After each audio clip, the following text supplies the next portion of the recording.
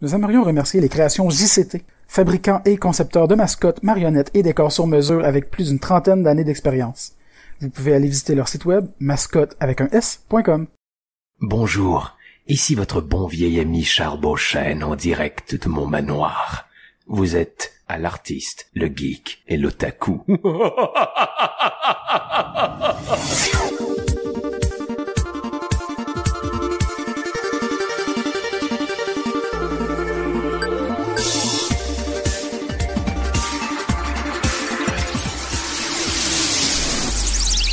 Hey, très content d'être là aujourd'hui avec Charles Beauchesne. Salut les garçons. Dans ton très joli condo. Oui, j'ai dit que c'est un manoir, mais non, en fait. Ouais, non. Ce n'est qu'un condo. Désolé de briser l'illusion. Mais ça, c'est l'autre Charles Beauchesne qui est dans un manoir. Oui. Ton autre personnalité. C'est le Charles Beauchesne que j'ai créé toute pièce pour les masses bovines. Je devrais pas dire des affaires comme ça, c'est vraiment terrible. La partie du personnage. Ben ouais. Non, je vous aime beaucoup, le fanbase. Je ne vous considère pas comme des masses bovines. J'aimerais prendre le temps de le mentionner. Désolé, on vous aime. On vous aime beaucoup. Moi, je vous aime beaucoup autant qu'eux. Voilà. Ouais. Ben oui, toi, dans le fond, Alex m'a pas présenté pour une fois, mais c'est pas non, grave. c'est ça. Non, là, c'est grave. Non, mais mais de façon tellement déstabilisante. Non, c'est les masses bovines, en fait, qui nous ont mis off guard, et puis là, faut qu'on revienne avec la masse bovine, mais qu'on revienne avec les pots cassés, ouais. Exactement. Ça revient jamais parfaitement beau après. Non, c'est comme un papier qu'on a chiffonné, je veux dire, il sera pas le déchiffonner. Non, ça. C'est pas comme un tissu. Ça peut laisser des plis qui se déplient pas. Non, on a une belle vibe de radio AM en ce moment. Ouais, c'est ça. Le faire repasser, c'est vraiment, c'est pas des miracles. Ouais, non, c'est pas des Fait que, pour reprendre ça en bonne et due forme, autour de la table, il y a moi-même, Alexandre Bonneau, votre animateur et l'artiste qui est là. Il y a Danny Lefebvre, notre geek. Salut. Puis Charles Beauchesne, comme vous avez entendu en intro, qu'on est en direct de son manoir. C'est pas vrai, on n'est pas dans un condo, c'est un très beau manoir spacieux. 28 pièces. On change beaucoup de versions, là. On Ouais, va les mêler. C'est au pire, Imaginez le background comme vous le voulez, les amis. Ça va être libre cours à votre imagination.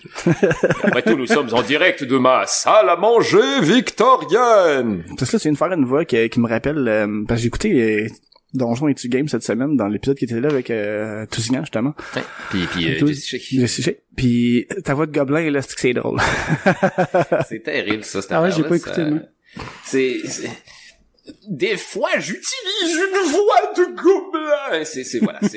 En fait, cette voix-là, quand j'interprète genre des gnomes à Donjons et Dragons, je leur donne, c'est le sultan dans Aladdin, mais s'il avait constamment mal aux poumons. Ah, c'est vrai que ça ressemble à ça. Jafar a défilé! J'ai envie de mourir! Respirer est une torture! C'est une découverte que j'ai faite. Mais tu es si vieux, Jafar! Hey, ça fait une éternité, j'ai vu ce film-là, je m'en rappelle pas. Écoute-les, man. Toi. Falloir que je réécoute Aladdin. En gros, le sultan se fait hypnotiser pour que Jafar fourre la princesse. C'est vraiment, Jafar, son esti de staff en cobra lui permet de faire des affaires. Quoi. Je suis pas tout à fait d'accord avec hypnotiser le sultan pour marier la princesse. Non, effectivement, c'est il y avait d'autres façons. Moins rapey. Mais là, on parle de Disney, tu sais, tant que moi j'aime ça poser des questions quand quelqu'un soulève un sujet là, puis vas-y. Ça serait qui ton vilain de Disney préféré, Charles? Tu sais quoi, je serais tenté de dire Jafar. Ouais. Mais c'est parce que c'est que Jafar dans Aladdin, c'est tellement je sais pas, je pense que c'est le méchant le plus ouvertement méchant archétypal de tous les films de Disney. Ouais. Il devient mégalomane, à la fin il y a un château avec des éclairs, puis il devient le sorcier le plus puissant du monde. En fait, ce qui est fabuleux avec Jafar, c'est qu'il commence super calme, puis plus le film avance, plus il se dévoile en tant que psychopathe enragé. Ouais. Puis là, c'est là que ça devient intéressant, justement, quand il lui offre tous les pouvoirs du monde. En même temps, il a comme été manipulé à devenir le sorcier. Il voulait juste être sultan à la base, là. Je sais pas. As-tu remarqué que les trois vœux de Jafar, c'est toujours d'obtenir une dose de pouvoir supplémentaire au moment où il se rend compte qui pourrait avoir accès à plus de pouvoir. Ben oui. Il va être sultan à la base, là, Aladdin, il fait comme, tu n'es pas si puissant que ça en tant que sultan. Ah ouais, mais quand je vais être le plus puissant sorcier du monde! Mais finalement, quand après qu'il se soit transformé en gros serpent, ce soit avéré un échec qu'il lui crut. Ouais. Un génie est pas mal plus hot que toi, mais mange de la marde, Aladdin. Génie, fais de moi un génie. Ah non, quelle ironie. Mais le pire, c'est vrai, tu sais, c'est comment, tu vas toujours être le deuxième violon, tu seras pas le plus puissant, ça va être lui anyway, parce que on s'entend que si quelqu'un d'autre a la lampe après, puis il fait un vœu que Jafar ne soit plus sorcier, c'est terminé. Attends, quelqu'un fasse un vœu que Jafar soit plus un génie? Non, c'est ça, un sorcier. Ça aurait fonctionné, mais là, un génie, je le sais pas, là, par exemple. Là. Mais t'as raison, en fait, techniquement, tu peux utiliser, le film Aladdin nous prouve que tu peux utiliser les vœux du génie pour annuler les vœux des autres personnes. Effectivement. En fait, non, c'est pas tout à fait ça, parce que Jafar... À moins qu'il y ait une règle qu'on connaît pas, là. Non, il y a juste 3 règles, puis... Ah oui, c'est vrai. Il peut pas tuer, il peut pas faire tomber amoureux, puis il peut pas ressusciter les morts. Et voilà. Et, en fait, non, c'est ça. Puis il y avait même pas non plus de demander des vœux à l'infini. Ah, ils en font mention au début. Je pense quand le génie sort de la lampe, il fait comme non, tu peux pas juste demander plus de vœux là. Fuck that shit là, 3 vœux là. Fais-moi pas chier avec ça là, Aladdin là. Je suis Robin Williams là. Laisse-moi faire des caricatures des années 90 pendant 1h30 là. Ouais. Regarde Arnold Schwarzenegger là. Oh. Ça peut ça. En fait, Jafar utilise ses pouvoirs de plus puissant sorcier du monde pour annuler le vœu d'Aladdin d'être un prince. Ouais. Est-ce que ça veut dire maintenant que en devenant le sorcier le plus puissant du monde, Jafar avait des pouvoirs, avait une puissance nécessaire à contrer la magie du génie? C'est weird, ils ont pas élaboré là-dessus. Non, le lore de Aladdin de Disney est vraiment à définir. Mais sinon, tantôt tu disais parce que Jafar, c'est vraiment le plus assumé des méchants, il me semble, dans le Royaume. Scar. Encore une fois, Scar, c'est comme Hitler, là, il est persuadé qu'il fait une bonne chose. Ouais. En livrant le royaume aux hyènes. Ouais. Qui lui cru, il pensait que c'était une bonne idée. J'aime, tu sais quoi, dans mes méchants préférés de Disney, les hyènes dans le Roi Lion. Ouais. Mais en un seul personnage. Ouais. Ok. C'est comme Whoopi Goldberg puis Cheech de Cheech et Chong. Ouais.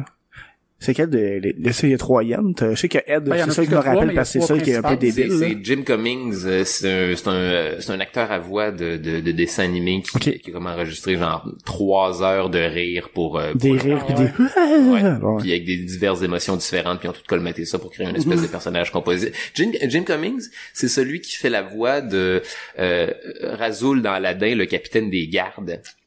Ah, ok, ouais. Entre autres choses, puis il fait. Ouais, il doit faire d'autres choses, mais. on ira sur son IMDb, là, tu vas voir, c'est assez peurant, la liste, là, il fait tout. Il fait tout. Jim Cummings.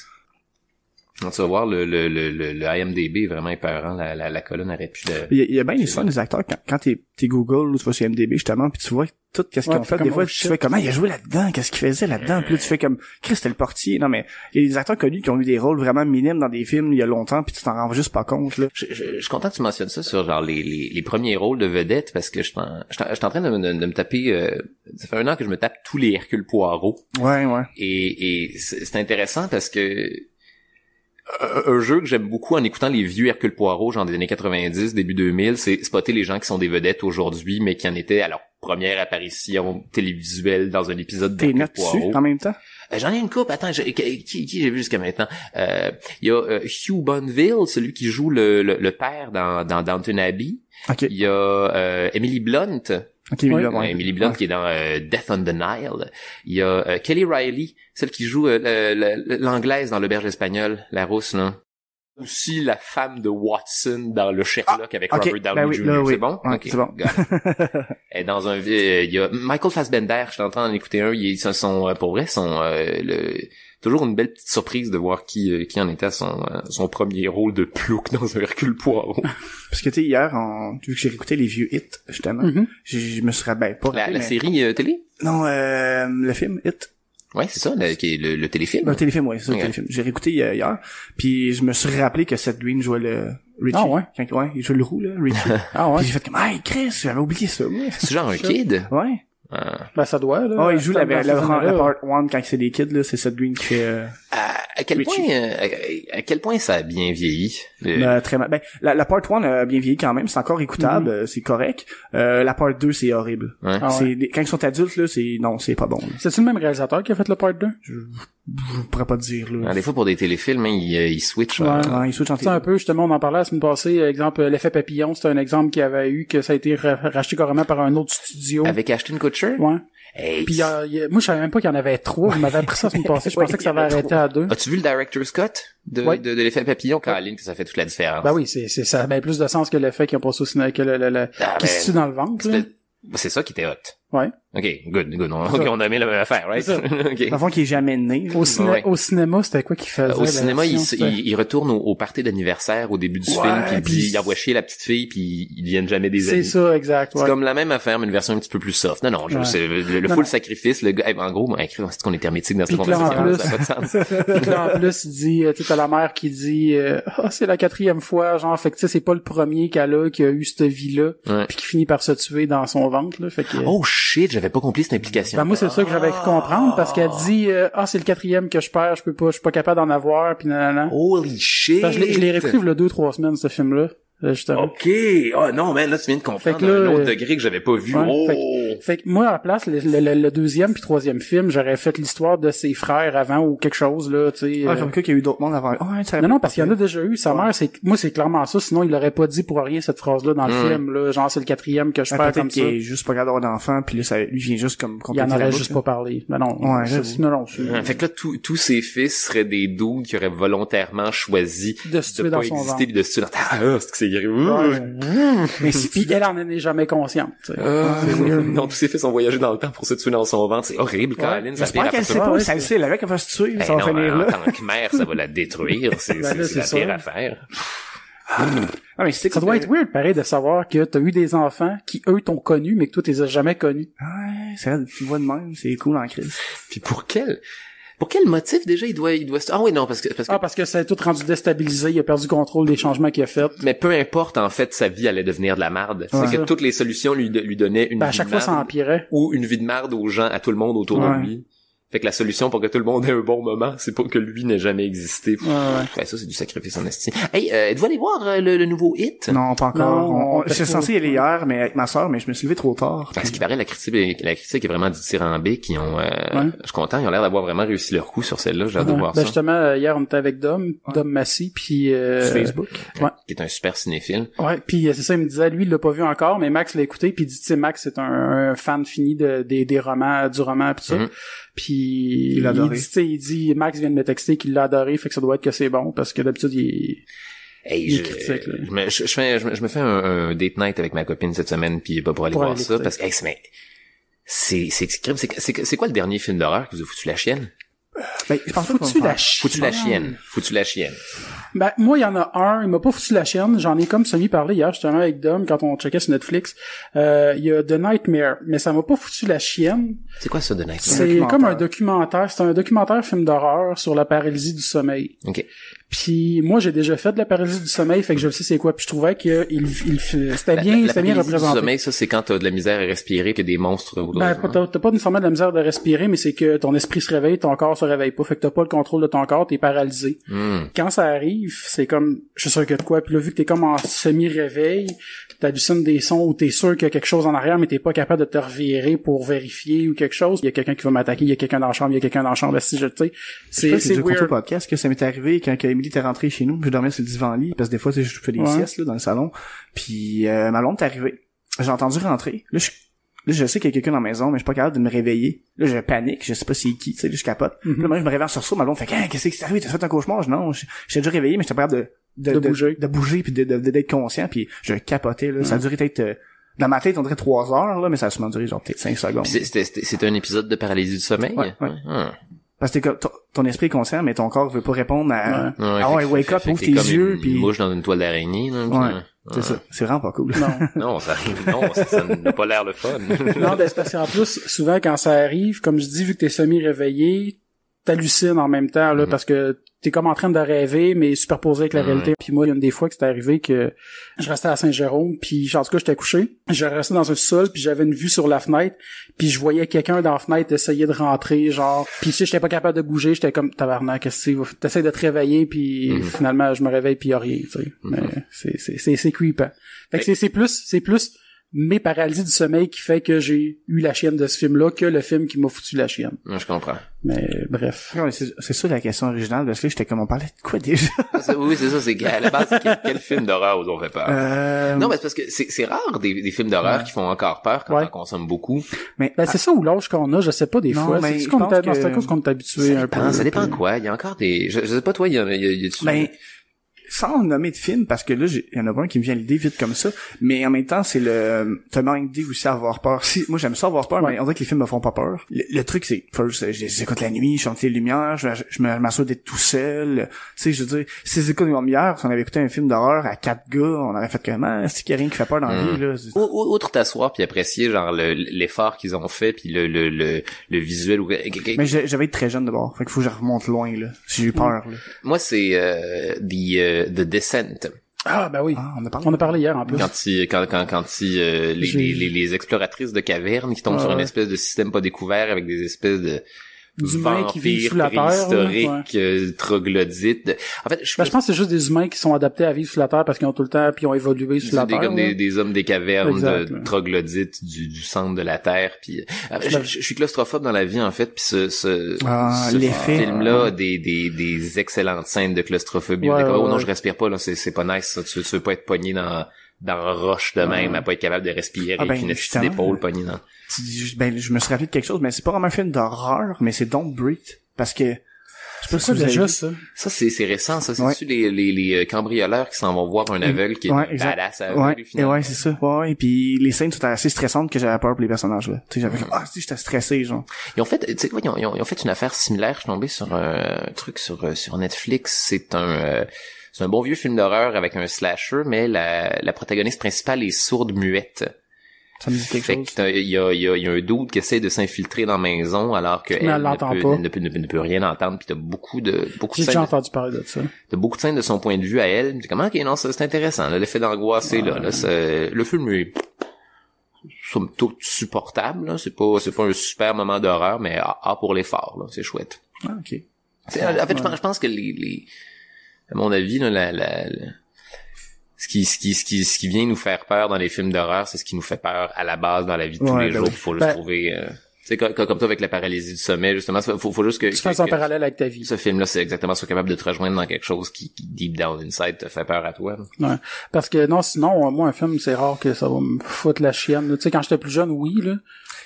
Et tu sais, hier justement, on écoutait Hit comme je disais, puis dans la part 2, il y a un moment où il y a comme une vieille madame qui se transforme un peu en son père mort, pis elle l'empêche de sortir, puis moi, ça me fout la chienne. Qui se transforme un peu en son père mort. Juste à moitié, tu sais. C'est vraiment arrivé, là. Mais c'est parce juste la tête, elle regarde la robe, pis c'est fou de vieille madame, mais elle a la face de son père mort. C'est pour ça, là, un peu. Puis, c'est un peu justifié. Merci. Vraiment devenu une fraction de son père mort. C'est ça, ouais. Puis, elle l'empêche de sortir de la maison, puis ça me faisait peur. Pas parce que le bonhomme me faisait peur, mais c'est le fait qu'elle pouvait pas sortir. Puis moi, ça m'angoissait. Fait que d'après moi, j'ai peur d'être pogné quelque part que je peux pas me sauver. I guess.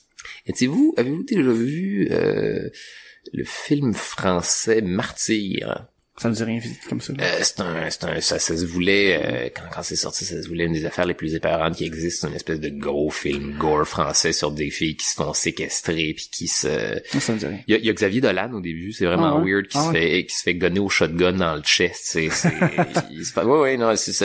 Martyr. C'est très gore, c'est très difficile à regarder, mais le facteur épeurant et... Mais moi, j'aime mieux un film d'horreur psychologique que gore pis jumpscare. Tu sais, c'est le fun, c'est divertissant, pis je pense que c'est un film que t'écoutes en gang. Ouais. Puis un film plus psychologique. Puis sinon, moi, j'ai un film psychologique, je trouve que ça a plus de chances de me faire peur que juste de quoi qui est là pour te faire le saut, puis... Mais le gore, ce qui est comment dire, c'est... La façon dont ça doit être à mon avis, la façon dont ça doit être exploité, c'est que c'est comme pour les monstres en fait, le moins t'en montres, puis le plus tu suggères, le plus les choses seront jamais plus épeurantes que ce que tu peux t'imaginer. Exactement, que ce que le public a dans sa tête. C'est comme, voyons, Black Swan. J'ai pas vu ça. Black Swan a trouvé le moyen de faire, à mon avis, c'est pas un film d'horreur en tant que tel, mais tu vois, ils ont trouvé le moyen de faire, à mon avis, du bon gore épeurant. Tu sais, quand tu se coupes les ongles, quand t'es toujours en train de gosser avec des couteaux avec une caméra qui shake, t'es comme, oh, fais attention avec ça. Non, c'est pas le moment de gosser avec des ciseaux, là, quand t'es nerveuse de même, là, pis quand t'es anorexique, pis quand Vincent Cassel te fait du harcèlement sexuel pour développer tes capacités à mieux interpréter un rôle de ballet, là. Il t'en montre très peu, il te montre des affaires très floues, la caméra shake, pis ça, justement, ça fait que t'es plus nerveux de ce qui va éventuellement se passer. C'est comme, voyons, Antéchrist de Lars von Trier. Ouais, ça j'ai vu, mais ça fait un bout aussi. Moi, je savais que Charlotte Gainsbourg se coupe le clitoris à un moment dans le film, avant d'écouter le film. Fait que là, ça a été une insupportable attente. C'est-tu là qui va se couper le clitoris? C'est-tu là qu'il y a la vitre brisée par terre? C'est-tu là qui se coupe le clitoris avec la vitre? Non, ok, c'est beau, c'est correct, c'est beau. Il va prendre un break, il s'en va à l'extérieur, il va s'engueuler avec son mari. Oh, pas là, non, ok, les breaks sur le pénis. Oh, non, c'est pas, les ciseaux, c'est-tu là le clitoris? Ok, non, c'est pas là. Ah oui, non, ok, c'est là. Là, finalement, c'est ça. T'as passé 1h30 angoissé sur quand est-ce qu'il y a un clitoris qui va se faire couper. Puis finalement, quand ça arrive, c'est pas si... Parce que tu as le trop attendu, tu le savais. Mais je pense que si tu le sais pas, ça doit surprendre peut-être un peu, là. Ah, j'aurais vraiment pas aimé ça. Heureusement, je le savais. C'est ça. Mais c'est à dire aussi, c'est le jour du Talion, qui avait fait une bonne job là-dessus, parce que quand Claude Legault fouette le gars avec la chaîne, c'était tellement bien fait, là, cette bout-là, j'étais genre, j'avais mal, moi, j'étais aïe, ça doit faire mal, des coups de chaîne de même, là, se faire fouetter au sang, là. Moi, il y a Décadence, le premier, je pense qu'il a fait une bonne balance de gore pis de psychologie. Ils font un nouveau, hein? Ah ouais? Ouais, ils repartent et ils rebootent la série, de façon, ils rebootent la série de façon non officielle, c'est ça, exactement. C'est ça. Parce que après ça, les autres, moi, j'ai écouté jusqu'au 3. J'ai pas écouté les autres après, je pense qu'ils sont rendus à quoi, 5, 6? 8? Ouais. 8? À peu près 6 ou 7 Pour vrai, ça s'arrêtait à 103D. C'était techniquement le dernier de cette série. Celui aussi, je pense que c'était genre le 7e. Ils viennent, pour vrai, après le 3, ça devient ridicule. Ouais. Le 3, tu vois, je l'ai aimé, j'ai pas trippé sur le 2e. Le 3, c'est celui qui se passe dans la maison. C'est celui qui se passe dans Jigsaw est à l'hôpital, puis c'est le dernier où le personnage est encore vivant. Moi, le bout qui m'a un peu, pas turné off, mais de ce film-là, c'est que, tu sais, à un moment donné, la fille, elle se fait jeter de l'eau sur elle, glacée, là. Puis là, elle crie, non, pis tu vois qu'elle gèle un peu pis tout, mais ça coupe tellement vite pis elle est déjà tout complètement gelée. Mais tu sais, pas la scène, mais genre, l'image d'avant, elle est encore capable de mouvoir pis de crier, là, le gars, il actionne enfin le manuel pour arrêter l'eau. Puis là, il se retourne pis elle est déjà complètement congelée. Non, ça devient cartoonesque, des fois. Non, ça, c'est ridicule, là. Le gore, il balance souvent un peu là-dedans, je trouve. C'est pour ça que, il y a du gore cheesy, je trouve, des fois, là, ça s'embarque un peu là-dedans. Là, c'est si tu décides de pas embarquer dans, okay, comment est-ce qu'un gars en phase terminale est capable de mettre des gens sur des grues dans des usines? À combien d'usines désaffectées il y a dans cette ville-là pour faire des estis de pièges? Il y en a 28. Non, quand t'es en phase terminale, tu tends pas des pièges. En même temps, t'as autre chose à faire dans ta vie. Moi, je sais pas, mettons, je suis maire d'une ville, puis je sais qu'il y a genre 7 usines désaffectées dans ma ville, puis là, il y a comme, dans 2 différentes, c'est passé des crimes horribles, pis on en fait encore des criminels, je fais comme, on les sac tout à terre live. Ben, ça, où tu mets juste de la surveillance. Ben oui. J'ai une coupe de garda, là. Quelque chose. Manifestement, on a un problème de Jigsaw, on retrouve tout le monde dans des usines désaffectées, ben, on va débarrassons d'une des fucking usines désaffectées. Où est-ce qu'il va les tendre, ces pièges à la con? Ouais, quand tu penses des fois la logique des films, c'est ça peut être travaillé un peu ça. Ouais. Mais c'est parce que ça va trop loin, là. Ils font des suites. Ben tu vois dans le dernier sang, en fait, tu vois, je me plains du fait que le gars est en phase terminale puis il pourrait jamais faire ça, mais en tout cas, spoiler alert là.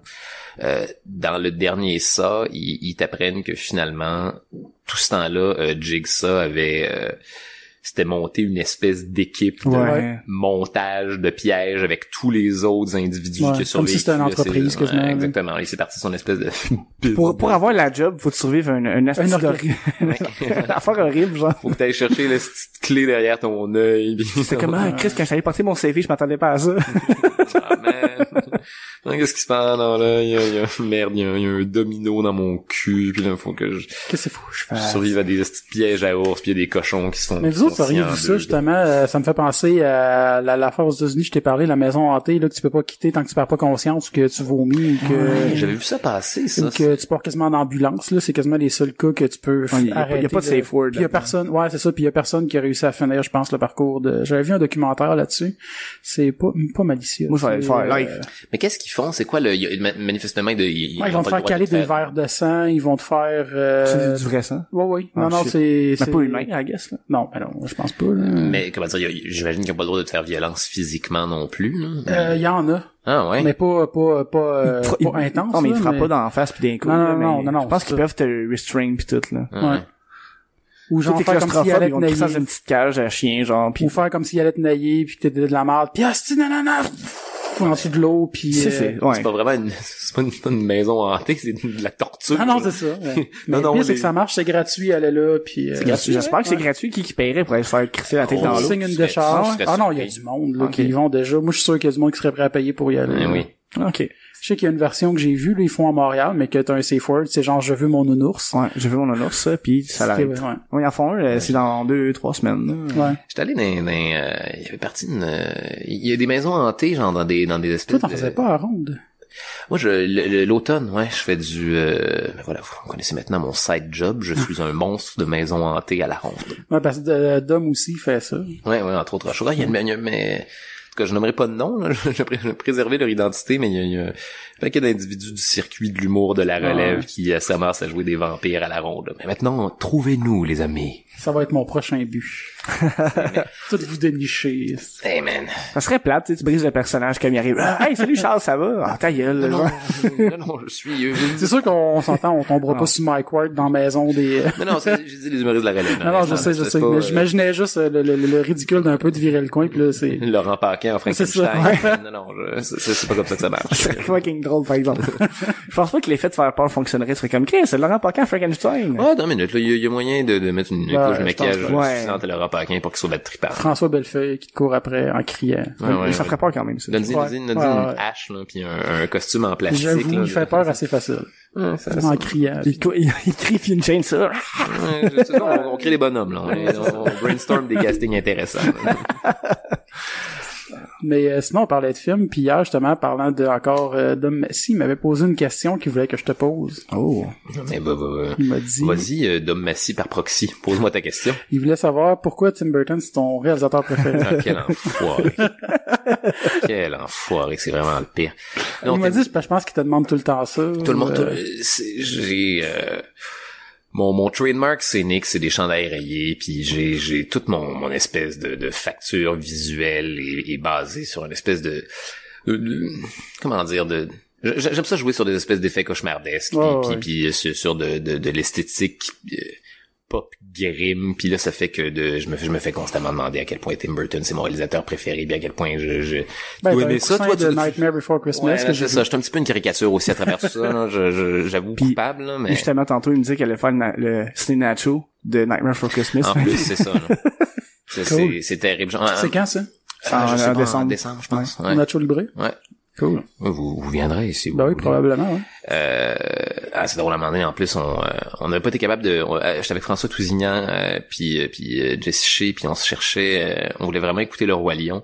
Puis il était retourné dans la voûte de Disney, fait qu'on avait été dans dans voûte. C'était malade. La crise de voûte de Disney. Ben, c'est quoi, la voûte de Disney, la stratégie de marketing de pour faire une demande? Ouais. Disney retire leurs films des étagères après une certaine période de temps, pendant une couple d'années, pour ensuite les ressortir, histoire de créer de la demande. Fait que tous les films de Disney ne sont pas constamment achetables pendant l'année. Tu vois, ils viennent de sortir, ils viennent de ressortir Le Roi Lion de la voûte, c'est au mois de septembre, là, une nouvelle édition. Ils retirent leurs gros classiques comme ça quand ils décident de les ressortir dans une nouvelle édition, un Blu-ray ou whatever, les gens spécialisent. Ouais, parce que qu'ils enlèvent vraiment les tablettes, est-ce qu'ils contactent les commerçants en disant, OK, vous les vendez plus, retournez-nous là? Ah, sûrement, ça m'étonnerait pas. Ça m'étonnerait pas des autres, mais... Oui, ils ont le droit de contrôler ce qui est en vente, là. N'importe quelle entreprise. Ben, ça m'étonnerait pas parce que, tu sais, il y a des films de Disney, je pense, t'es trop flou nulle part, là, pis j'imagine qu'ils ont pas toutes vendu. Parce que c'est tout simplement considéré comme si c'était discontinué, je pense. OK. Là, ils envoient des goons avec des casquettes de Goofy, là, reprendre leur DVD de Aladdin, là. Ça serait cool. L'image est cool, en tout cas. Mais tu vois, puis on avait pas été capable de trouver Le Roi Lion, puis on s'est ramassé chez nous. La première fois qu'on a fait, c'est écouter une étrange Noël de Monsieur Jack, puis une fois de plus, j'ai été une grossière caricature de moi-même. Fait que, Dom Massy, pour répondre à ta question, non, Tim Burton n'est pas mon réalisateur préféré. Ça serait qui? Est-ce que je t'ai coupé dans ton élan il a fait une... C'est une bonne question. en gros, histoire d'en finir sur Tim Burton, il a fait une couple de bons coups. J'aime ses films en stop motion, mais depuis... lui-même, il est une caricature de lui-même. À force de faire il y a beaucoup de réalisateurs qui deviennent aussi. Les réalisateurs qui sont très typés finissent par devenir... Lui, spécialement, il s'est comme embarré dans quelque chose qui... on dirait qu'il est pas capable de faire vieillir, ou qu'il est pas capable d'adapter, puis c'est comme constamment écouter le même film, en fait, avec les mêmes acteurs, puis avec le même... la même base d'histoire, là, la même prémisse. Je pense, à mon avis, là, Tim Burton, c'est plus un bon designer d'univers. Ouais. Non, ces univers sont excellents, sont tous super beaux. Ses designs visuels sont attrayants, sont sympathiques, toute sa facture est chouette, mais je ne pense pas que ce soit un bon réalisateur. Mais si t'avais à choisir, mettons, un de ses films qui serait ton préféré de Tim Burton, même si c'est pas ton réalisateur préféré. Ok, attends, c'est un Batman Returns. Le retour de Batman, et c'est dans mes films préférés. Même avec les bateaux weird du pingouin. Avec tout, man. Ce film-là est parfait de A à Z. Il est plus expressionniste que le premier Batman. Il est comme plus allé dans une espèce de grosse esthétique de Dr. Caligari, puis avec des clins d'œil genre au film des années 30. Les décors sont plus ouvertement carton. Il y a une vibe plus studio, mais volontairement. Le méchant est intéressant, Colin. C'est super cool ce qu'ils ont fait avec le pingouin dans ce film-là. Ils ont pris un gangster un petit peu plate avec une thématique somme toute générique de crime à thématique d'oiseaux, puis ils en ont fait une espèce de gros monstre psychopathe difforme dans les égouts qui veut noyer des bébés. Puis il veut quand même devenir maire de la ville. Non, il veut pas. Tu réécoutes le film, c'est comme un side quest. Ouais, c'est side quest. À un moment donné, il y a comme Max Schreck qui fait vous pourriez être maire de la ville, monsieur Cobblepot. Puis il décide de le faire, mais en même temps, tu vois, il y a des scènes à travers tout ça où il est en train genre de fouiller les registres des naissances de la ville parce qu'il est en train de faire sa liste d'enfants à noyer dans les égouts. Genre, les gens oublient à quel point c'est dark. Ouais, c'est vrai que c'est dark. Batman Returns. Réalisateur préféré. Ne serait-ce que pour la moyenne au bâton, là, Tarantino. Ah, ben oui. Il y a pas de mauvais films de Tarantino. Il y a des moins bons films de Tarantino. Exact. Jackie Brown est un petit peu plus plate que les autres, mais c'est un super fun time au cinéma quand même. Non, je suis d'accord. Moi, c'est un réalisateur que j'aime bien aussi. Puis il prend son temps, puis il fait j'aime ça des longs films. La musique aussi qu'il va choisir pour les films, les plans, puis tu sais, il a pas peur aussi d'utiliser des effets nowhere, là, tu sais, de décider qu'un plan va être en noir et blanc, que juste pour faire tu vois tout ce qu'il aime, en fait. Il étale toutes les choses qui le font triper cinématographiquement ou en termes de séries télé, les affaires qu'il a marquées dans son enfance, puis c'est vraiment comme regarder un enfant avec ses jouets qui utilise toutes ces figurines de Spider-Man puis de X-Men en même temps, puis il plug tout en même temps, puis qui crée quelque chose qui lui est unique, puis qui est son univers visuel, toutes les choses qu'il a marquées puis qui nous resserrent. Puis ça fait qu'aujourd'hui les gens font de la recherche, après ça ils regardent l'effet qui a été utilisé ou c'est quoi le référent qui a décidé de faire. C'est un référent à quel film obscur série B cette affaire-là, puis ça fait découvrir justement des œuvres que les gens auraient pas nécessairement été. C'est une grosse réponse de cégepien de dire que mon réalisateur préféré c'est Quentin Tarantino, mais sa moyenne au bâton est pas mal presque 100%. C'est des bons films là. Mais tu m'as dit tu as des affaires d'humour à parler.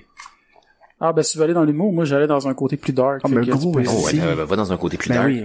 Voyons. Non, mais pas plus dark, mais c'est parce que je me suis dit je vais en profiter parce que je réécoutais, j'avais déjà écouté ton sous-écoute que t'avais fait avec Maud Landry. Mm-hmm. Puis là, vu qu'on s'en est, j'ai réécouté une couple de trucs que j'avais déjà vus pour me rafraîchir la mémoire. Toi, tu t'aimais bien gros les documentaires de la Deuxième Guerre mondiale. J'aime l'histoire, en fait. J'aime ça. Ouais, ben ça, j'ai pu comprendre, là, comme l'histoire en général. Ouais, oui, c'est les guerres mondiales, c'est tellement je trouve ça fascinant, en fait. C'est ce qui nous a, jusqu'à maintenant, le plus rapproché de la fin du monde. Pis c'est très intéressant à observer, genre, avec des vidéos d'archives, quand c'est les vrais personnages. Mais c'est parce que, moi, je m'étais dit, j'avais vu quelque chose, là, un certain temps, puis que personne n'avait déjà entendu parler, moi.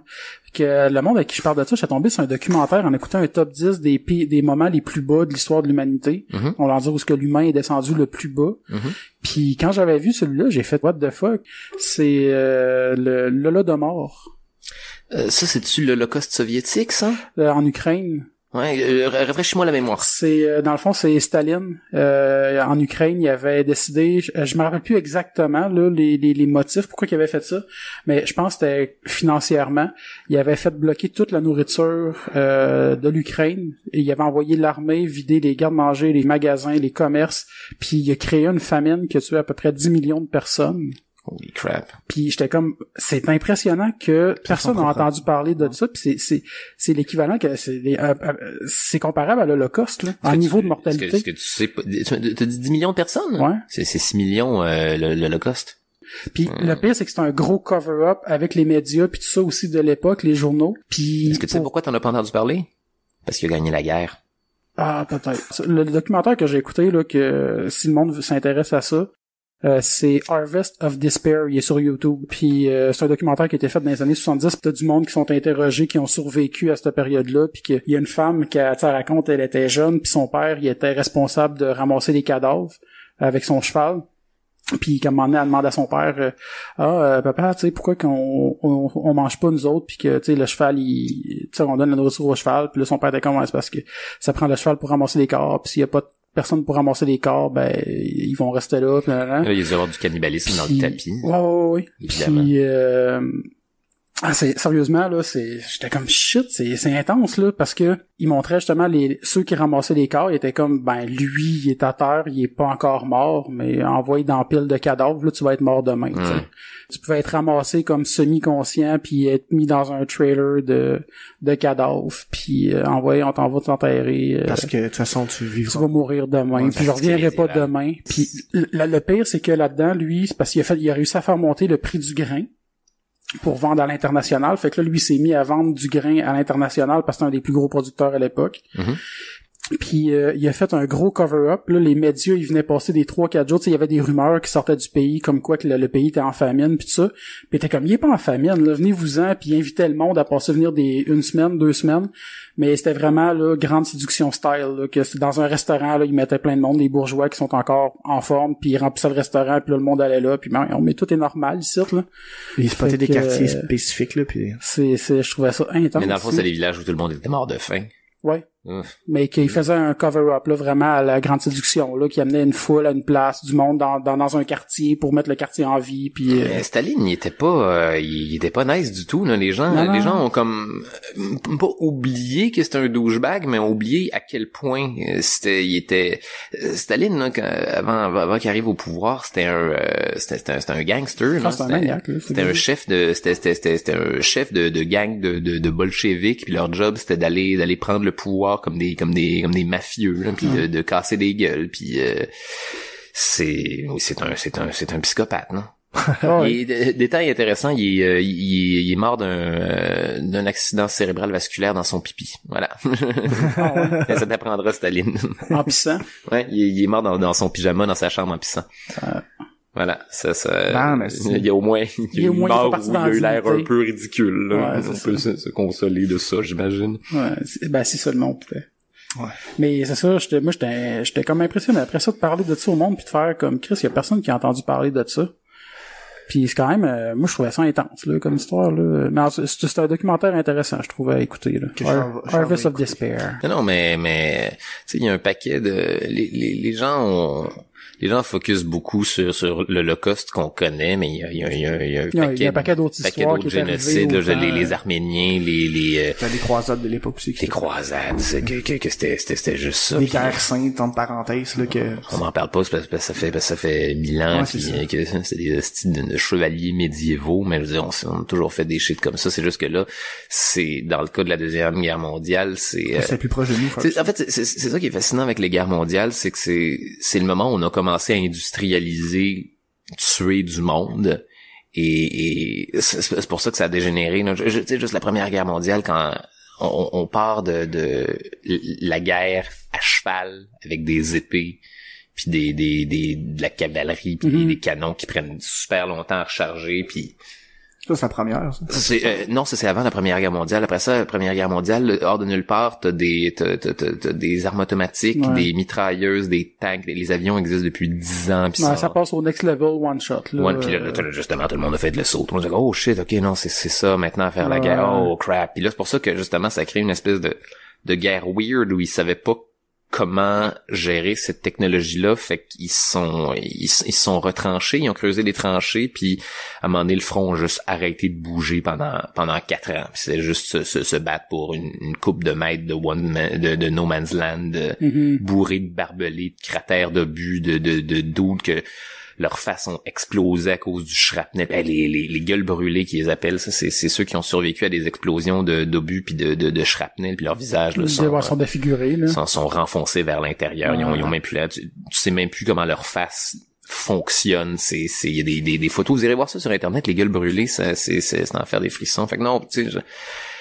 je suis pas surpris que Staline ait fait de la merde comme ça. On fait de la merde comme ça depuis le début. En plus, tu sais, pour les Français avaient fait comme la Première Guerre mondiale, on va creuser les tranchées puis on va être correct, là. Mais tu sais, il y avait les tanks puis il y avait plus de stock, là. Ils sont arrivés avec les tanks ils ont commencé à les tester pendant la Première Guerre mondiale, puis c'était c'était des gros modèles maladroits, weird, qui pognaient dans le bout puis qui étaient pas perfectionnés, mais l'autre d'après, par contre, ils les ont rentabilisés, tous ces tanks. Hein. Oh oui. En fait, le gros problème c'était du côté des Allemands, c'était justement que leurs tanks consommaient trop de gaz et les Allemands avaient pas le pétrole nécessaire à faire rouler leur armée. Ils étaient obligés de faire du pétrole synthétique à partir du charbon. Puis d'en faire venir genre de Roumanie puis d'un paquet d'autres endroits qui ont conquis en s'étendant quand Hitler a commencé à prendre le contrôle de l'Europe. Puis c'est la raison pour laquelle ils ont perdu la guerre, entre autres. Ils ont été coupés des réserves de pétrole de Bakou en URSS, qui est comme une espèce de grosse capitale il appelait Paris le Paris des Balkans, si je ne m'abuse. C'est une espèce de grosse ville pétrolière super riche, puis Hitler en a été coupé, puis il a pas été capable de se rendre, puis il a été obligé de se retirer. Ils ont perdu Stalingrad, puis à partir de ce moment-là, Dieu merci, il n'y a plus de nazisme. Bravo. En tout cas, non, c'est pas... Non, malheureusement, il y a encore du nazisme. Il y a encore beaucoup de nazisme. Effectivement. Tristement. Mais sinon, si on y va vers une note un peu plus joyeuse que l'Holocauste, la guerre, puis les morts, puis... On parle tout le temps de ça, Colin. Ça fait partie de ton personnage. Faut croire. Les gens veulent m'entendre déblatérer sur ce genre de shit là. Mais non, c'est ça. Sinon, toi, t'es eu des choses différentes aussi. 30 secondes, Dan, je viens de voir que ça a lagué. Je veux juste voir où est-ce que ça a l'air. Mais t'avais dit qu'il a fait 30 000 dans le sens, mais finalement, c'est une panne d'électricité, là. Ouais, non, c'est ça. Voici ce qui s'est passé pendant le lag. On jasait de 2 expériences de show que j'avais eues, qui étaient une où il y avait une panne d'électricité en plein milieu du number, puis on était obligé de continuer avec des téléphones cellulaires. Pour vous éclairer.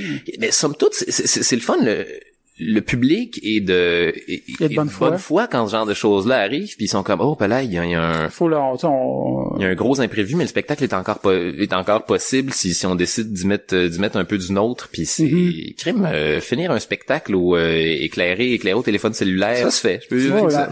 Mais c'est juste que j'imagine faut que tu parles plus fort parce que puis le micro puis tout ça, puis ça devient comme théâtre d'été à gueuler. Je jasais cette semaine avec le directeur de tournée de Mariana Mazza, puis il m'a conté qu'à un moment donné elle a eu un problème similaire aussi dans un amphithéâtre cette fois-ci, là, le son a arrêté. Et à ce qu'il paraît, elle aurait continué le spectacle a cappella. Hey, crime faire un spectacle d'humour a cappella dans un gros auditorium rempli avec l'acoustique soit très bonne aussi, là. Il faut vraiment que c'est des poumons aussi, c'est du théâtre en esti, faut deliver en criant, là. Fait des subtilités humoristiques en criant pour que les gens au balcon soient capables de t'entendre. François Bellefeuille, garder ton intonation. Il y aurait pas de difficulté à le faire, ce bout-là. Ouais, même encore là, non, je pense que c'est un défi pour tout le monde. Tout le temps, là, mais je veux dire, ça doit dépendre aussi des personnes. François Bellefeuille criait au début. Ouais, il s'est calmé. Il y a son truc est, comment dire, il y a... le plus, le peaufiné. Voilà, c'est ça, le personnage, je pense qu'il il se fâche au bon moment. Ouais. Au lieu d'être tout le temps fâché. Un personnage d'humoriste, là, c'est... Faut que tu le cherches. Là. Peu importe à quel point, c'est drôle parce que quand tu commences dans ce métier-là, t'es toujours persuadé d'avoir compris exactement ce que t'étais cyniquement, puis de savoir, moi, mon personnage, c'est ça, puis je vais être ce gars-là, puis t'as jamais compris. T'es toujours une espèce, encore, les premiers shows, une espèce de grosse exagération de toi-même, brute, pas peaufiné, que t'es certain que ça fonctionne, puis c'est ça, là, au fur et à mesure que les années avancent, tu finis par faire comme, qu'est-ce que je fais? J'ai pas besoin. Tu sais, moi, je criais beaucoup quand je commençais. Quand j'ai commencé à faire du stand-up, je jouais le gars en colère, névrosé, qui s'engueule avec des concepts. Puis à un moment donné, c'est ça, tu finis par faire comme, minute, là, j'ai pas besoin d'avoir le volume dans le tapis, d'avoir l'intensité dans le tapis de A à Z dans un numéro, là. C'est encore mieux, justement, de prendre le temps de, jouer sur des émotions, de faire transparaître le sous-texte de ton stand-up, puis te fâcher au bon moment quand le sous-texte c'est d'être fâché à ce moment-là, puis là, ça fait que ton jeu est plus coloré, ton jeu a plus d'impact, puis les gens vont avoir plus tendance à t'aimer que si t'es un gros crise de fou furieux. Voilà, c'est ça, des apprentissages d'humoriste, ne pas tout le temps être un gros crise de fou furieux. Soyez des fous furieux au bon moment. Yeah. Non, mais c'est ça. Mais comme n'importe quoi, c'est important aussi d'apprendre puis d'évoluer puis de rester. Ouais, c'est ça ce métier-là. Là. T'es jamais le même comique que t'étais il y a un an. Ça va en coche en fait. C'est con, mais tu à un moment donné, au fur et à mesure que tu fais des spectacles, tu finis par faire comment, tu vois là. J'ai pris une coche. Je joue mes affaires puis je sais instinctivement comment le jouer pour être amusant, je sais instinctivement comment ça va être quoi l'émotion qui va être amusante à ce moment-là. Tu viens qu'apprendre des skills, là, c'est normal. Là, aux 2 ans, tu pognes une coche puis tu deviens un meilleur humoriste puis là ça te permet de, tu sais, j'ai écouté récemment j'aime beaucoup l'humoriste américain Louis C.K., c'est un de mes préférés comme tout le monde parce qu'il est super bon. Vous écoutez du early Louis C.K.? Non. Louis C.K. à ses débuts quand c'était, je m'excuse, quand c'était pas bon. Quand son stand-up était, tu vois des parcelles de ce qu'il fait aujourd'hui, mais tu fais juste réaliser à quel point, c'était vraiment exploité maladroitement. Puis c'est le même sous-texte, le même message, mais plus jeune puis pas assez puis il a pas nécessairement pris le temps de se raffiner puis là maintenant il y a 50 ans là, puis il est au sommet de son art puis ça au moins c'est rassurant de pouvoir de pouvoir voir justement la vie de d'autres artistes que au début tu vois c'était comme c'était moyen mais ils ont travaillé puis ils ont réussi à en arriver où ce qu'ils en sont avec le temps puis l'expérience aussi. Être humoriste là, c'est écrire une longue pièce de théâtre de une carrière avec un personnage. Ouais. C'est vraiment ça parce que tu peaufines au fur et à mesure, là. Parce qu'en même temps, tu sais, si tu te réinventes pas, tu peux pas garder le même caractère ou le même ton ou les mêmes sujets sur 20 ans parce que ça va devenir plate. Mais non, mais bien sûr que non. Mais de façon naturelle. Même dans la vie de tous les jours, je veux dire, même moi, des fois, je repense à moi il y a 5 ans puis on dirait que c'est pas la même personne. Je me croiserais pis tu sais, on n'arrêtait pas la même discussion, là. Évidemment. C'est normal. Évidemment, t'es toujours en train de te transformer à cause face aux expériences que t'es en train de vivre dans la vie de tous les jours, là. C'est qu'est-ce que j'allais dire? Shit, j'avais... Excuse-moi, je t'ai coupé. J'ai oublié, fuck. Mais sinon, ça serait quoi un des shows que t'as fait que t'aimes le plus? Hier. Ah ouais? Hier, j'étais au Mobilo Aquafest à Québec. Le Dr Mobilo Aquafest, c'est un festival d'humour émergent. Ça a été parti par Guillaume Wagner, Sexe Illégal, Virginie Fortin, ainsi que plusieurs autres super humoristes. Daniel Dernier, t'es pas là-dedans aussi? Oui, entre autres choses, oui. C'était la 2e édition cette année du festival. Puis il y a une programmation avec des one-man shows de paquet d'artistes émergents que vous verrez pas nécessairement vous allez le voir au ZooFest ou vous allez le voir à Juste pour rire, mais mettons que ces artistes-là sont jamais autant mis en valeur que dans ce festival-là parce que c'est un festival pour les initiés, pour les gens qui ont envie de prendre un risque dans ce qu'ils vont consommer. Puis Puis ça se voit dans l'accueil du public. Tu vois, hier on a fait le gala Mobilo à Québec. Gros pacing vraiment le fun avec justement ça, Guillaume Wagner, Adib Al-Khalidé, Maud Landry, Joe Cormier, Fred Dubé entre autres. Coco Bellivo était là aussi, Kat Levac également. Puis écoute, c'est un beau line-up là. C'était du gros crise de n'importe quoi. C'était du sortez vos numéros que vous voulez prendre un risque là, puis que ça fait longtemps qu'ils sont dans les boulamites, vous vous dites j'ai pas de place pour aller jouer cette affaire là. T'as une salle, t'as du public qui s'est déplacé juste pour ça, t'as du public qui te connaît, puis des gens qui le Minifest, j'avais bien aimé aussi pour ça, pour l'absurdité des genres de numéros qu'il y a là aussi. Hein. Oui, mais oui, c'est ça, veux pas, c'est le genre. Il y a du monde que le côté théâtral d'humour les attire pas, ils veulent juste du stand-up classique, puis tu sais, on s'entend que, mettons, le show d'horreur qui était, c'est aussi du théâtre, là, tant qu'à moi, là. Avec chauffe éclairé. C'est là que j'ai aussi découvert que, tu sais, il y a plein d'autres choses qui se font que pas nécessairement au courant, parenthèse. Ben, je sais pas que j'étais pas au courant, mais que je savais pas que j'aimais. Avant tu sais, ou juste les numéros qu'ils avaient fait, les 10 minutes de marde, que ils se donnent un texte, l'un l'autre, chaque humoriste, puis ils ont 24 heures pour écriire un 10 minutes. C'est nice sur le sujet, ouais. C'est un genre d'affaires que je trouvais cool, là. Mais c'est ça, c'est du, je pense que plus les festivals, ont de la notoriété, plus malheureusement ils vont se fermer au risque, puis ils vont se fermer à la diversité, puis ils vont miser sur des valeurs sûres. Fait que, c'est pour ça que justement il y a des festivals comme ça là, qui sortent de nulle part, le Minifest, le Mobilo Aquafest, où justement cette créativité là, puis cette espèce de côté punk weird là peut exister, puis le public vient, puis ils font des découvertes. Mais ça c'est chouette pour nous. D'un gros festival, il y a le Zoo Fest que je pense qu'ils prennent encore des risques eux autres. Oui, encore, c'est vrai, mais c'est moins qu'avant, mais ils en prennent encore parce qu'il y a des shows que tu verras jamais ailleurs. Là. Ben ailleurs, à part mettons Dr. Mobilo ou Minifest, mais je veux dire que tu verras pas dans d'autres festivals. Non, Zoufest, la programmation est gigantesque en plus là. Il y a pas juste de l'humour, il y a comme du théâtre, de la musique, des troubadours, des. Ben j'ai vu, il y avait même Jardin Mécanique qu'on a reçu qui faisait des shows là. Mais toi ton 1 heure de fucking Charles Beauchesne, c'est ton Minifest, hein? Oui, exactement. Le spectacle s'appelait 60 minutes de fucking Charles Beauchesne. Ouais, j'aimais le titre. En fait, ce spectacle-là, c'est mon rodage où c'est comme mes premières années de stand-up que j'ai pris le temps de script éditer puis tout reniper ça, puis je l'ai ressorti pour le tester à ce festival-là, puis je vais le capter. En fait, je vais le filmer en salle genre au mois de décembre, puis je le crée sur YouTube, puis je refais plus jamais ce matériel-là de ma vie. OK. Ça c'est juste en même temps ça va faire que les gens vont un peu connaître ton humour un peu.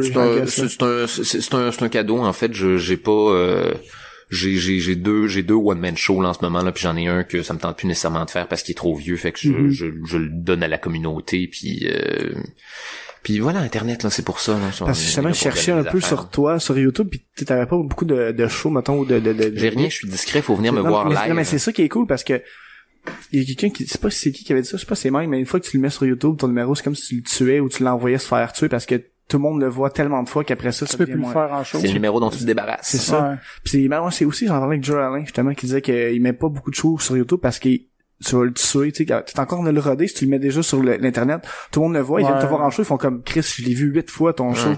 Mais tu le tues, là. Tu le brûles avant qu'il soit fini, tu le brûles. C'est du stand-up, c'est de l'art de la scène, il faut aller voir ça, il faut aller voir ça live, il faut venir voir le spectacle.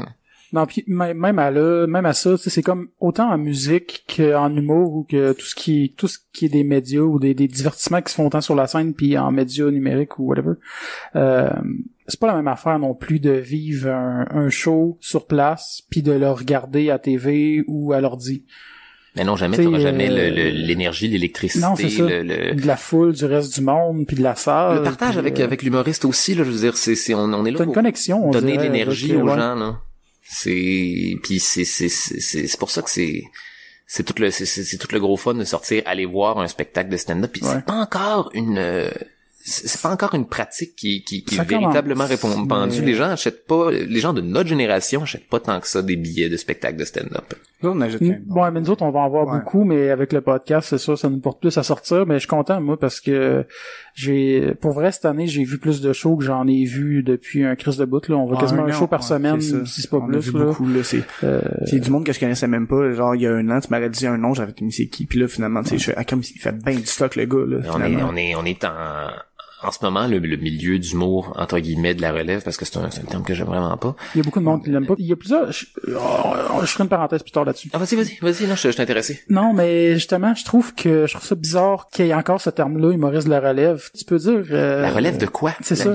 Parce que tu prends un autre domaine. C'est ça, non, mais tu prends un autre domaine. Je veux dire, tu sais, c'est... Non. Tu seras pas un comédien de la relève. Les gens utilisent humoriste de la relève parce qu'ils veulent pas dire humoriste pas connu. C'est ça. Parce que ça sonne loser. C'est vraiment... C'est tout. C'est ça qu'il faut comprendre quand on dit humoriste de la relève, c'est que vous ne le connaissez pas. Mais t'as-tu chanteur de la relève? Non. Ça pourrait s'appliquer aux chanteurs aussi. Mais non, il y a des chanteurs pas connus, puis il y a des chanteurs connus. C'est comme ça pour tous les artistes. Je sais vraiment pas pourquoi les humoristes, on est les seuls qui sont encadrés qu'une espèce de y a-tu ce terme-là en anglais? Non, mais non, ça existe pas. Non, c'est un comédien. T'es un comédien, that's it, là, pis en tout cas, c'est ça que les gens...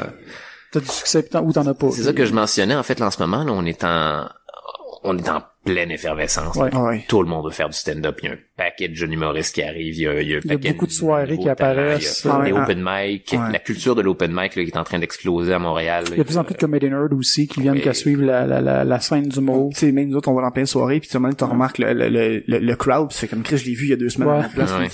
Le moindrement que tu commences à faire la tournée des soirées d'humour, là, prépare-toi à voir les numéros de tout le monde en rodage. Ah, pour vrai, cette année, il y a des numéros, j'ai vu 6-7 fois dans des soirées différentes, puis j'aime ça parce l'évolution. Que tu vois l'évolution. Tu sais, j'ai vu des gars faire comme la première fois, ils sortaient pas tant. OK, là, ça passe bien. OK, c'est bon. Tu sais, j'aime ça voir le travail de l'humoriste derrière le. Il y a des numbers là, ça fait 2 ans que je les écris. Mm-hmm. Je les ressors des boulamites une fois par année ou une fois ou 2 ans. Je les ai laissés reposer, je les ai pas touchés parce que j'étais fâché parce que ça rentrait pas comme je voulais. Puis là t'es retravailles avec justement 6 mois sans avoir touché à ce numéro. Du recul puis du repos puis là ça devient tellement facile. T'es tellement rapidement capable de voir c'est quoi les bouts les plus faibles avec c'est quoi les esti de gags sur lesquels t'es en train de t'entêter comme un moron là alors que ça fonctionne clairement pas puis ton idée est pas claire puis ça prend du temps, puis il y a des numéros qui prennent 2 ans à écrire avant qu'ils soient bons, puis c'est drôle, tu vois, hier au gala du Mobilo, j'ai fait mon number sur ce que j'appelle le syndrome de la croisée des chemins. Ça, ce numéro-là, ça fait 3 ans que je l'écris, parce que, ça fait grosso modo, je parle du fait que à n'importe quel moment, je trouve ça bad trippant que à n'importe quel moment, tu aies le pouvoir de ruiner ta vie. Ouais. Par exemple. Ouais, je comprends. Non, mais moi, on est en train d'avoir un bon moment en ce moment, on est en train d'avoir un bon podcast, l'ambiance est chaleureuse, ça va bien. À tout moment, je pourrais... Hop là, OK. À tout moment, est-ce que ton chat, il savait, genre, c'était awesome, man. Regarde 2 chatons à la maison, ils sont vraiment tannants. À tout moment, les chatons pourraient détruire quelque chose. C'est correct, il y a rien de brisé. Non, mais c'était cool, comme, oui, c'est chiant que le chat...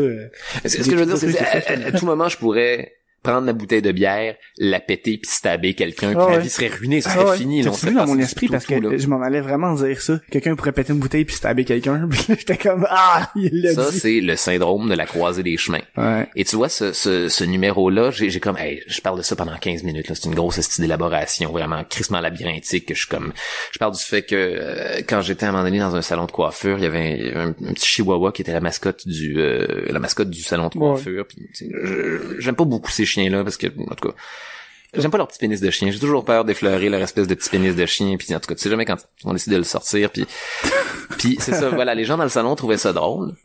Puis j'ai eu un moment de c'est nice là je suis en train de faire rire un paquet d'étrangers malgré moi, l'ambiance est chaleureuse, c'est cool, je vais être beau, je suis au salon de coiffure, mais à tout moment je pourrais décider de tuer le chien. Si je le voulais, ce serait une possibilité.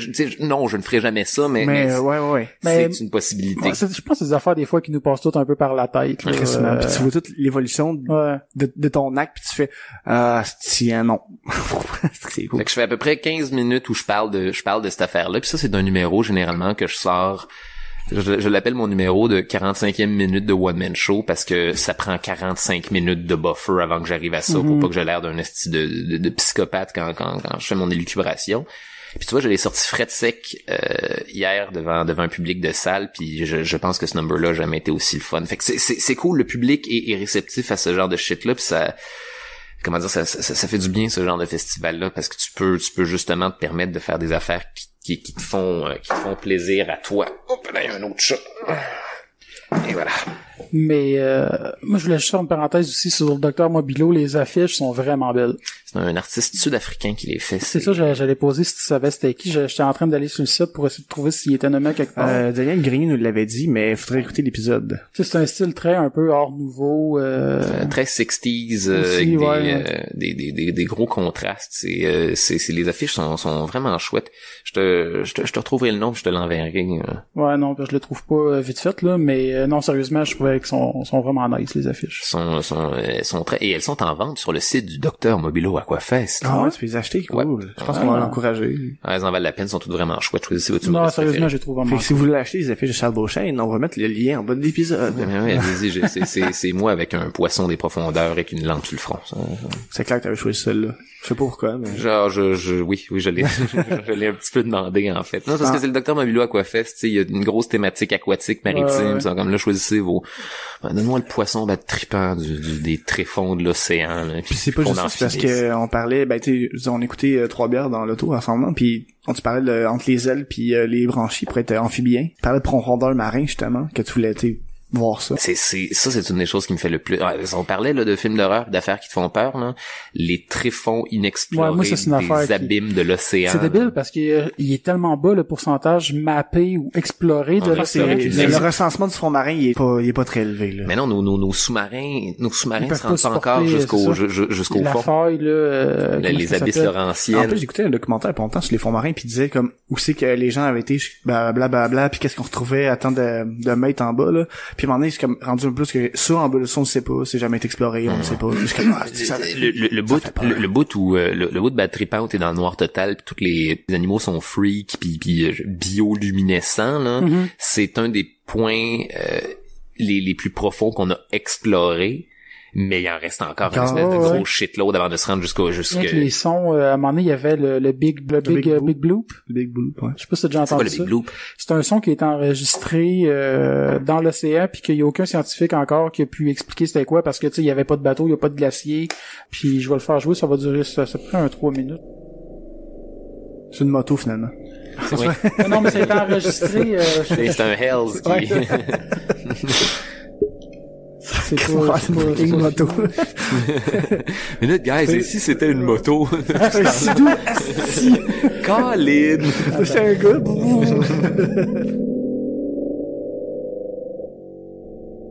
Mais c'est weird, pareil, là, comme son, pis ça a jamais été expliqué par encore aucun scientifique aujourd'hui. Ça a été enregistré en 97, il a été détecté par des sensors à 4800 mètres de distance l'un l'autre.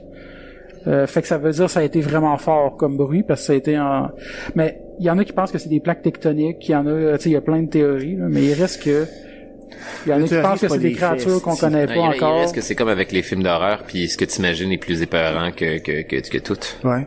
Parce que tu peux te faire des peurs atroces avec ça, là. Ça peut être quelque chose de super banal comme ça peut être quelque chose de vraiment c'est ça, comme ça peut être aussi basique que les plaques tectoniques, juste des roches qui frottent tranquillement. Avez-vous entendu parler du grand requin blanc qui avait été sondé puis qui a disparu hors de nulle part? Non.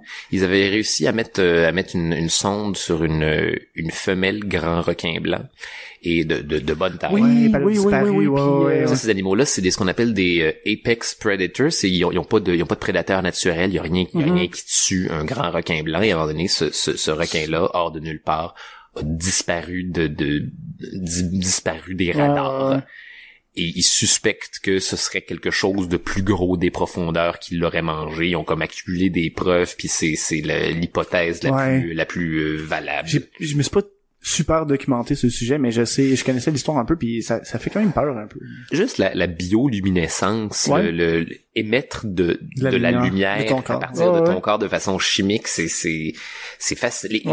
Les calmars géants puis les calmars colossaux, on les a que très rarement observés vivants, parce que la plupart du temps, c'est des spécimens morts qui nous viennent des profondeurs. C'est drôle, ces calmars-là sont retrouvés plus profondément que les animaux bioluminescents puis les espèces de poissons avec des lampes frontales.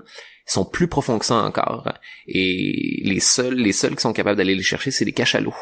Ah ouais. Qui sont les possiblement les seuls prédateurs des calmars géants, des calmars colossaux. C'est les seuls mammifères marins, en fait, à être capables de se rendre à cette profondeur-là, à cette pression-là.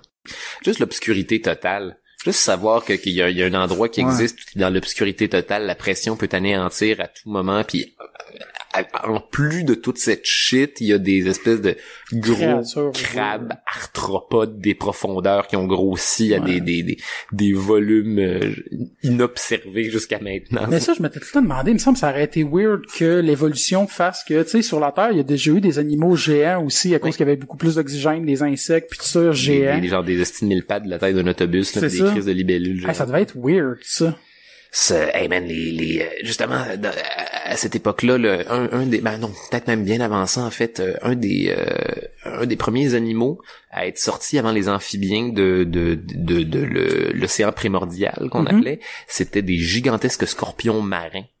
De genre 2 mètres de longueur, les ancêtres du homard avant, nos océans étaient peuplés par des gros crises de scorpions de mer.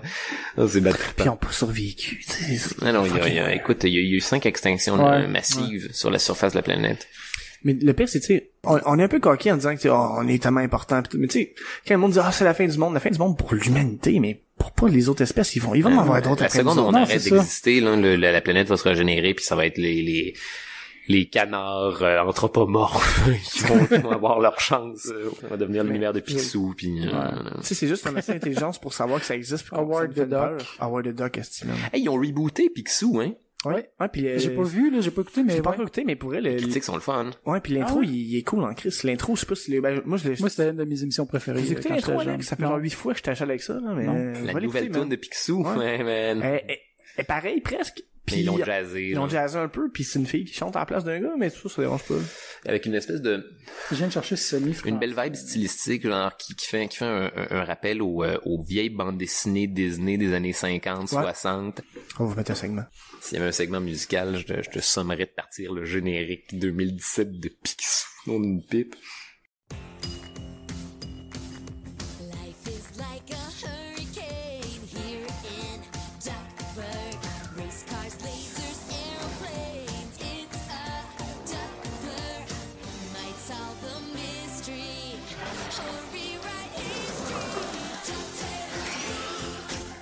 Il est pareil.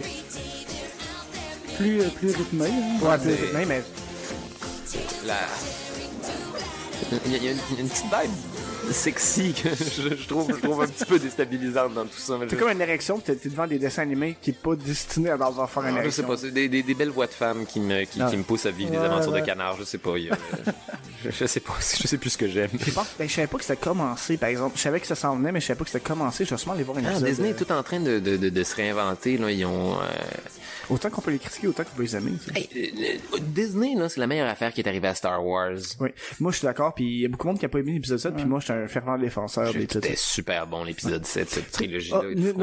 Mais c'est A New Hope encore une fois. Ouais. Mais bien sûr. Sais-tu pourquoi c'est A New Hope? Parce qu'il faut réintroduire les nouvelles générations qui vont pas se taper les vieux avec, c'est quoi, un scénario classique de Star Wars. Tu sais, c'est sûr que si les deux autres, c'est Empire Strike Back puis Return of the Jedi, là, c'est pas cool. Mais si c'est juste lui, pis c'est correct. Puis moi, le fait que Kylo, le monde, il l'appelle Kylo Ren en anglais, tu sais, parce qu'il l'aime pas. Moi, je trouve ça cool que, tu sais, adolescent, on aimait ça varger sur des affaires puis péter du stock, là, parce qu'on était pâchés, là. Mais c'est ça qu'il fait, puis c'est cool, parce que il va pas étrangler un officier qui est fucking dur à remplacer. Non, il pète un board que tu peux le racheter comme ça, là. Il détruit de la shit. C'est pas Darth Vader, mais ils ont réactualisé le concept de Darth Vader. Ouais, puis c'est correct, là, qu'il faut pas juste tuer, tu sais, quelqu'un qui pogne le gars, là, par la force, justement, puis tu penses qu'il va le tuer, mais finalement, il le tue pas, là. Mais c'est correct qu'il l'ait pas tué. Je trouvais ça cool qu'il le tue pas. Mais c'est ça qui est chouette. Moi, je le vois justement l'épisode 7 comme un cours de Star Wars aux nouvelles générations. Pour les néophytes, là. Qui sont juste tapés les horribles prequels de George Lucas. Hey, je me suis tapé l'épisode 1 récemment. Est-ce que ça m'a vieilli? C'était... Mais il y a du monde qui défend encore ça, puis il y a des bonnes passes. Dans tous les films, il y a des bonnes passes. Les décors sont dégueulasses, là. Man, ça a tellement mal vieilli, là. Ils se baladent dans un univers de jeux vidéo, là. Ça a l'air d'un, tu sais, les vieux jeux vidéo de Star Trek des années 90, là, où c'était des personnages filmés dans des environnements clairement en 3 dimensions. Ça a l'air de ça. C'est Jar Jar Binks est mal incorporé. C'est parce que le CGI pour l'époque était vraiment avant-gardiste, on peut se le dire, mais ça a mal vieilli parce que là on est rendu vraiment plus loin. Puis je pense que c'est ça qu'à l'épisode 7, ils ont pas fait l'erreur de faire, c'est que ils ont encore des décors, oui, c'est du CGI, mais ils ont monté avec des vrais vaisseaux pis tout ça. Puis épisode 1, 2, 3, ils ont juste fait CGI all the way, pis il y a presque rien qui existe. Des créatures en animatronique, des masques, sont venus à la base de cette affaire-là, parce que c'est l'affaire qui vieillit mieux. Mais en général aussi, pas juste on parle de Star Wars, mais en général, ça revient un peu plus les effets pratiques, les vrais effets physiques là, des effets spéciaux, du maquillage, des animatroniques, des costumes clever. C'est vraiment une belle profession, moi je trouve de fabriquer de faire les prothèses, des masques pis des bolets, ouais. Mais de toute façon, on parlait de Hit tantôt, que un des fabricants du décor, vient de Montréal, dans le fond. Ouais, c'est vrai, c'est l'oncle à Julien Paris-Sorel, voilà, qu'on a reçu, c'est un BDS, dans le fond. Il fait la BD d'une galaxie près de chez vous, entre autres. C'est sorti, ça? Pas encore, ça sort l'année prochaine. Ouais. Non, j'ai bien hâte de voir ça. Et vous êtes des fans, j'imagine? Oui, tu sais, on a reçu Julien, puis on a parlé un peu de la BD, mais pas beaucoup parce que, tu sais, il peut pas en dire tant que ça, fait que... Moi, j'ai trouvé que la fin du 2e film était vraiment bummer. Je suis pas sûr que j'aime que la série finisse de même. Non, ça finira pas. Allez voir un 3e film. Ouais. Ah ouais? Ok, c'est certain. Ça, c'est officiel. Justement, nous autres, quand on avait été à Shawinigan, il y avait Claude Legault qui était là justement pour annoncer la BD et le 3e film. Crime, j'étais là. Au Comic-Con, de Shawinigan. Shawinigan? Oui. On était là aussi. On était déguisés en médiéval avec Jesse Shea, on vous a vu. Qu'est-ce que c'est à côté de nous autres, genre deux pas, là. On était les deux déguisés en ménestrel du Moyen-Âge, là. C'était nous autres. Justement, quand Jesse Shea passait à sous-écoute, il avait invité Millie à la Bicoline, justement, ma blonde, au fond. C'est un chic type, ce gars-là. C'est le fun, le Moyen-Âge. C'est la seule vraie façon de passer ses vacances. Mais parlant de ça, je sais plus c'est quoi qui m'a reparti ça, mais j'étais reparti un peu à lire sur l'Égypte, puis je me dis, c'est une belle époque aussi qui est pas exploitée. Il me semble que j'aimerais ça voir un Game of Thrones en Égypte ou... L'Égypte antique. Ouais. Mais c'est vrai que quand c'est exploité, c'est souvent... comme pour en rire, mais c'est souvent comme plus comique, comme tu disais, là, un peu, là, c'est... Ouais, mais il y a jamais eu rien vrai. Il y a déjà eu des films sérieux, mais on dirait, moi, les seuls qui me viennent en tête, c'est genre, Astérix qu'il y a eu, il y a une couple de choses, la Gods momie. of Egypt qui est sorti récemment, qui était vraiment dégueulasse. Sinon, tu remontes après ça dans les films bibliques des années 60, 70, genre Moïse, puis Ben-Hur. Mais tu sais, comme dans Stargate, il y a eu beaucoup de l'Égypte dans Stargate, là.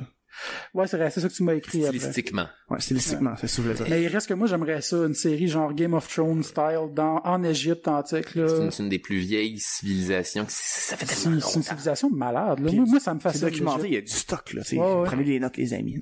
T'as du stock pis t'as place aussi à ce que tu veux comme interprétation. C'est tellement... On est même plus certain de la fonction des pyramides. Non, c'est ça. Ah, moi, j'ai vu des documentaires là-dessus. Il y en a, ok, oui, c'est far-fetched pis c'est poussé pis tout ça, là. Mais j'aime ça, des fois, écouter des documentaires que même si j'y crois pas, voir, ok, comprendre le point de vue que quelqu'un veut présenter. Puis c'est peut-être possible, mais en tout cas, parce qu'il remarquait que la plupart des monuments sur la planète, pas juste en Égypte, mais c'est un documentaire centré sur l'Égypte, mais qui comparait au restant de la planète. Tu prenais les Stonehenge, les pyramides Maya, plusieurs trucs dans le genre, sont tous situés à des zones magnétiques de la Terre, tu sais, à cause le champ magnétique de la Terre, il change puis tout ça. Ouais. Puis ils sont capables de le retracer, puis sont tous alignés sur des zones importantes de des espèces de nexus magnétiques, si on veut. Des zones de haute activité. Puis là, il expliquait qu'il y a des canals sous les pyramides, des canals d'eau qui permettaient de rentrer l'eau, elle rentre, elle descend, puis ça fait une réaction aussi magnétique, puis que peut-être que c'était là pour générer de l'électricité. Que c'était des centrales électriques. Exact. Puis là, il montrait des objets, des artefacts qui étaient comme ça, c'est des objets, on n'a aucune idée ils servaient à quoi. Tu sais, tu vois des genres de demi-sphères avec des trous, ils sont pas capables d'expliquer à quoi ça servait, ils voient pas d'utilité utile, puis il y en a, mettons, 20, puis c'est des affaires de, mettons, 2 mètres cubes, de 2 mètres par 2 mètres, en marbre, en une pièce, mettons. Fait que, tu sais, pour qu'ils aient pris la peine de faire ça avait une utilité quelconque, mais ils ont aucune trace on n'est même pas tout à fait certain de comment ils construisaient les pyramides. Non, exact. J'ai vu plusieurs théories. Mais en même temps, ça peut être aussi simple que si les pyramides sont des grosses centrales électriques ou d'énergie ou whatever qui à l'époque donnent la vie à la région et ont une fonction primordiale en Égypte antique, ce serait normal qu'un pharaon de cette époque-là décide d'en faire son tombeau aussi. Peut-être que c'était les deux affaires en même temps aussi. Peut-être que c'est juste un tombeau, mais tu sais, il reste que c'est ça. J'aime ça. M'informer sur des affaires que j'y crois ou pas, spéculer, puis m'intéresser à des points de vue un peu plus... Encore une fois, l'Égypte antique, on a absolument... Avez-vous vu le film, c'est drôle, il y a 10,000 BC, une espèce de film d'aventure de préhistorique. Mais je l'ai pas fini, mais je l'avais commencé à l'écouter. Non, c'était pas beau, mais en même temps, tu vois, il exploitait un petit peu cette affaire-là que de façon vraiment maladroite. C'est un film d'hommes des cavernes, puis là, leurs amis se font kidnapper par des esclavagistes des cavernes, puis là, les hommes des cavernes traversent le désert, puis ils se ramassent en une espèce de proto-Égypte antique, que finalement tu te rends compte que les pyramides puis toute la civilisation égyptienne, c'est en fait des descendants des Atlantes qui seraient venus s'installer dans le bassin égyptien avec leur technologie super avancée à l'âge de pierre. C'est une fantaisie intéressante. Là. Ouais, c'est vrai que c'est intéressant. Comme ça vient sur l'IA. C'est une civilisation qui a, tu sais, même bien que les bateaux, eux autres, il y avait des bateaux, ils fabriquaient des canoës, des bateaux, puis des trucs de transport.